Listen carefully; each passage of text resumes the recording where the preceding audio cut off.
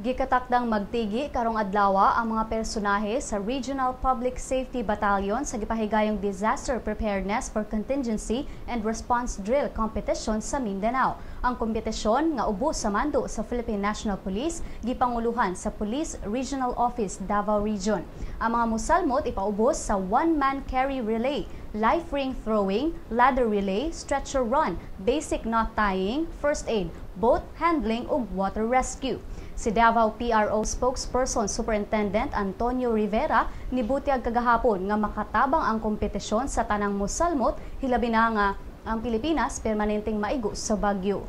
Ang kompetisyon nagtinguha sa pagpausbaw sa kahana sa mga PNP personnel sa search, rescue and retrieval, panag-uban ato sa search and rescue diin masinati sa mga musalmot ang lahi-lahing mga disaster incidents. Sigo ni Rivera nga 50,000 pesos ang naghuwat sa champion, samtang 25,000 pesos ang makuha sa second placer, 15,000 pesos ang sa third placer ug 5,000 pesos cash ug medalya ang makuha alang sa special awards. Matud ni Rivera nga ang mga winning teams nga nagrepresentar sa Luzon, Visayas ug Mindanao mao'y makasulod sa championship karong Oktubre 30 nga ipahigayon sa Subic, Zambales.